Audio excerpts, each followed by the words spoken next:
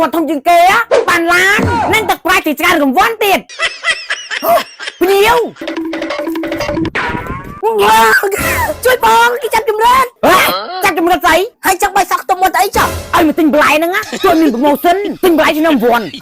ទិញបន្លែឆ្នាំវ័នឆ្នាំល្មិចបានឯងទិញបន្លែអស់10000ណាអ្នកឯងបានចាប់ឆ្នោតមួយហើយក្នុងឆ្នោតហ្នឹងមានវ័នច្រើនណាស់អូយមានវ័នអីខ្លះដេកដាវឈរអង្គុយមានម៉ាស៊ីនច្រូតអតាហើយវត្តធំជាងគេ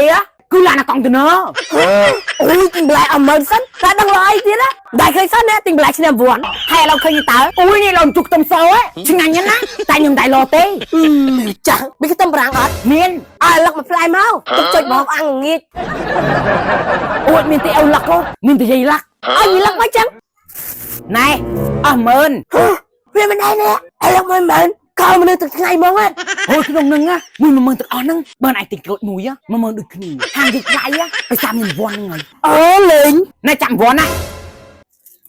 អត្រាមានត្រាំមើលអូគុណសោះហ្នឹងទៅអត់ត្រូវផងចាំថ្ងៃក្រោយទិញទៀតលើក្រោយយកកង់តឺន័រមក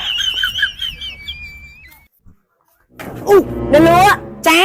ទិញនំដំណងមួយកំប៉ុងចានោះឲ្យទៅយកខ្លួនឯងទៅអូភ្លេចប្រាប់បើឯងទិញអស់10000ណាបានចាប់ឆ្នោតមួយមែនហើយមែនណាហើយឯងកាលនេះបានរួមរហូតនេះអូយចែកសុំចិត្តចូលឆ្នាំហ្នឹងណាខ្លាចមិនខ្វាច់រួមអញ្ចឹងសុំទុកឲ្យហើយអញ្ចឹងយកមិនកំប៉ុងទៀត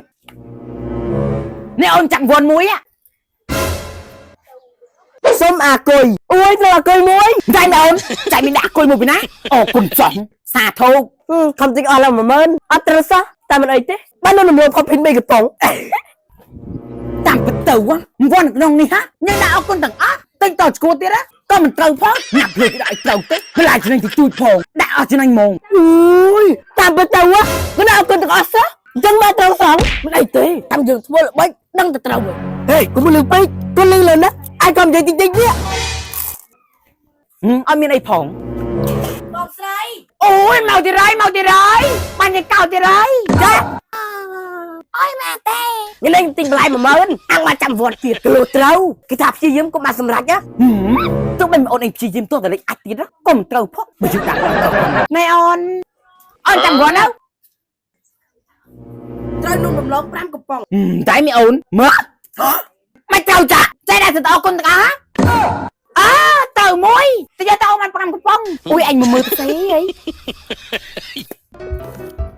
អូយឡើងឈ្ងុយគ្រឿងគេឡើងច្រើនស៊ីខ្លាំងហ្មងគ្រឿងគេឡើងបិទ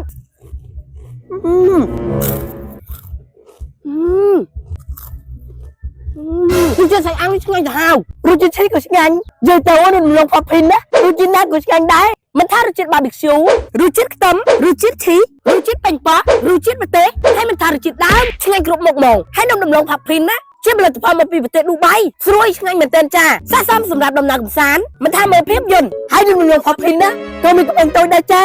45ក្រាម